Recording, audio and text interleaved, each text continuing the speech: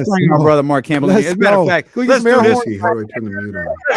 Let's do this the right way. Yes, Coach, congratulations, man. Big Sky title. You got one of the hottest teams in women's college basketball, period, man. They've been a joy to watch this year. I appreciate you guys. Yeah, man. This team has been so fun to watch from the start. And I'd like to take a little credit for it myself and Damian. We was on it early. It was like 5-1. It was we was on the bandwagon early. You see what they're doing over there with them ladies, and it's just continued all year. Coach, I want to ask you something. You guys had a great preseason non-conference schedule and a great record during that time, and then you got in the league and you were doing work, but there was like a 2, 3, 4 game stretch where there was some hiccups. I know you guys went on the road. I think it was to NAU and or maybe it was Northern Colorado. It doesn't matter. Yep, you're on it. Northern Colorado, Northern Arizona, at Montana State. Yeah, but I bring that up to say there was a rough stretch, but you guys bounced back and rebounded from all that to eventually be the Big Sky Championships. What was that moment like, where there was a little bit of adversity and you guys were able to blow right through that? Yep. Well, we got 9 of our 12 kids on the roster. 9 are new. And so we had that 4-game road trip circled since October. And once you get into league and we knew that was going to be our true test of the journey through league. And at Montana State, traditionally, men or women is the most difficult road trip. And so we had that earmarked, and whether we won or lost, we knew as a group that 4-game stretch was going to reveal our weaknesses. It was going to reveal what we need to do in order to get ourselves right and get ourselves ready for March. And it did. We weren't quite tough enough. We weren't quite good enough at handling a press. Those things reared their ugly heads. We had big leads in both at Montana State. But reality was we weren't ready yet. We weren't mature enough as a group to win those games on the road. And so it wasn't like panic. We went 1-3 during that stretch. This is reality. We're not quite where we need to be, but let's get there. And so we just kept working, and it exposed our weaknesses, and we tightened those things up. And like you said, we're on a good run now. Doesn't hurt to have a player like KD who could be the Big Sky Player of the Year, Coach. If she isn't, gosh dang, I don't know what else she needs to do. Yeah. She has carried us every game. Kid hasn't had a bad game in 29 games. She's earmarked the number 1 person on every scouting report. Everybody has their best defender on her. Everybody's got their pick and roll D, how to slow down KD and Izzy. And it doesn't matter. She does her thing every night, 29 games. Yeah. And it's a joy to watch her play every night. And you talked about Izzy, the 1-2 punch, the inside outside combination of those two. It's a joy to watch. And then everybody else on the roster, they played their role and they fill in perfectly. I mean, when did you know, Coach, that this is a team that can win the Big Sky? When did it kind of click for you? Was it from day one, or was it like a game maybe in early December where he's like, yo, we can take this to a whole nother level? When did you know about this team? It was once we figured out KD. So we knew we had a roster, kind of like the Kings. We assembled a roster full of shooters. It's something we value and we want. And we knew we had a monster center.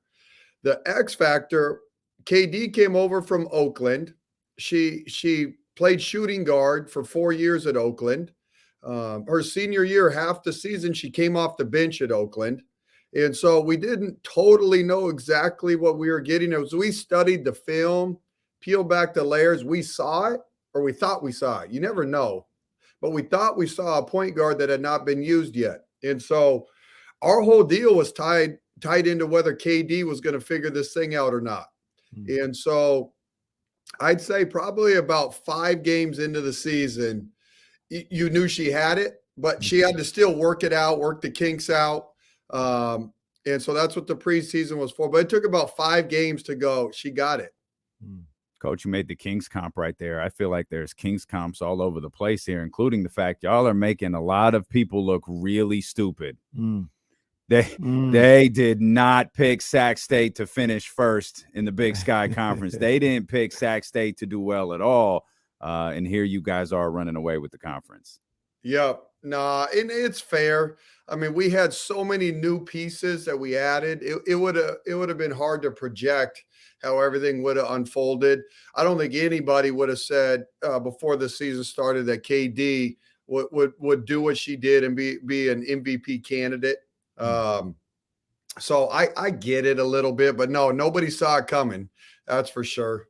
But man, you guys, they are such a fun group. Excited to get to Boise, and we still got work to do. Yeah, Coach, absolutely. You can see that too. Like I think that's one of the things we love about what the Kings are doing is the beam and the pictures and the chains and all of that stuff that hits social media.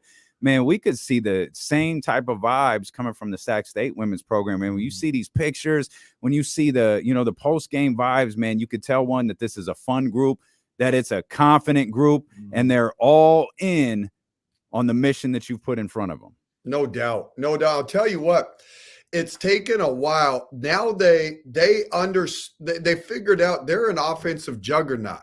That like the group, like you see it now. They've figured out, I think we're 5th in the country in 3-point percentage. I think we're 13th in the country in field goal percentage. The light bulb has figured that it's clicking now. They're hanging 80, the ball's zipping around, they're getting great shots, but that part, they're having fun with it. Yeah. So hopefully we can keep it rolling. Absolutely. Job's not done, man. You got a couple of days, a couple of buys, going into the tournament. What's the schedule looking like, Coach? Are you guys still practicing? Are you giving them a day or two? Or like, how are you preparing for, a couple extra days rest? Hey, you reminded me though, you talked about buys. How about our fellas? They got a first round buy for the first time in program history. Yeah, absolutely. Absolutely. So, DP and his boys, they're resting too. So we'll play the same day to open the tournament. That'll be on Monday. And so around here, I know he gave his guys off. We gave our team off yesterday. And today we're just going to come and do a shooting workout for about 45 minutes, get a sweat. And tomorrow we'll turn the page and get back to practice. But it's about a 6-day break. So we gave him a day and a half off. Today will be no contact. And then tomorrow get back after it. And then, so we'll get a full practice Thursday and Friday. And then we fly there Saturday morning. And we'll get up there, do a scout that day and get a shoot around that night. And then we'll get ready to rock and roll. Hey, Coach, I just want to say, we all have full confidence in you guys and what you're able to do. But regardless of what happened, you guys have made this city and this region so proud with what you guys have been able to do this year and the history that you guys have made. And I just want to congratulate you and the ladies on an unbelievable season already that's not even done. Appreciate that. That means a lot. And it's what we came here for. Sacramento is just an unbelievable city. It's got everything, the weather, the location, campus is beautiful. And so it's why DP came. It's why I came. There's a high ceiling here. And I think we're just scratching the surface. And you just keep stacking wins. And what I mean by that, not necessarily wins and losses, but you just keep building your program and you keep collecting talent and the right pieces. And it keeps escalating. So I think we're just getting started, to be honest. Yeah. You are just getting started, but to hell with all that. This is what I need you to do, Coach. Go take care of business in this tournament. Go take care of the Big Sky. And if the NCAA has half a brain, I think Stanford's going to be hosting part of this tournament coming up. You slide Sac State over there into the Stanford region. Come on, I'm going to have to be there. Oh, yeah. I'm going to be there, boy. Yeah. Sac State, we're doing the show live from Palo Alto. Is Duke going to be in that region also? Okay, now I saw a bracket that had them in Stanford's region. Now, my belief is they don't have Duke in that scenario winning the ACC. So that's not a conversation I'm having with anybody. My belief is that team is going to win the ACC, and they'll be out there probably somewhere in Greenville, I think, somewhere around where South Carolina is at. But we've got to get you. If Stanford is one of those top seeds, we got to get you into that Stanford region. I got a Stanford story. You ready for this? Coach Tara is amazing, right? Legends of legends. Yep. And so we were in the same hotel. We were playing Idaho, and they were playing Washington State. And so we were in the same hotel, and she was so gracious on game day. She came and spoke to our team for about 15 minutes. Wow. And just gave an awesome message. But at the end of it, I love this. This was just the GOAT. At the end of it, she's like, now you guys, if you go and win that Big Sky tournament, do you know what your reward's going to be? Kids were looking at her. She goes, we're going to send you up to Stanford. Let's see it. Let's get it. I'm ready for it. Let's go. Yeah. She's the best. Tara's sense of humor is very sneaky. Oh, it's so dry and witty. It's so dry.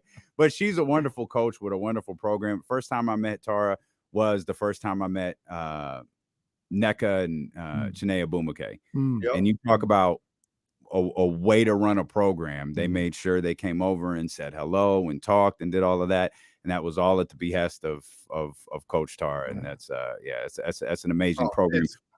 First class. It's the best of the best. She has set the standard. And look, I'll say this for Coach Campbell. When I took the kids to go see them earlier in the season, Coach Campbell had the ladies doing the same thing. They came and said what's up and thank you to all the kids that they came in there, made their little day. These little 10-year-old voices like, oh, I was watching it.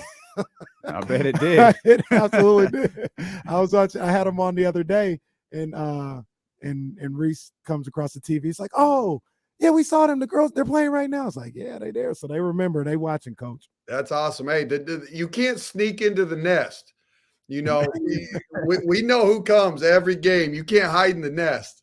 That's right. Hey, That's Coach, right. Congratulations on a hell of a regular season, man. Good luck in this upcoming Big Sky tournament, and we'll talk again real soon. Hey, appreciate you guys.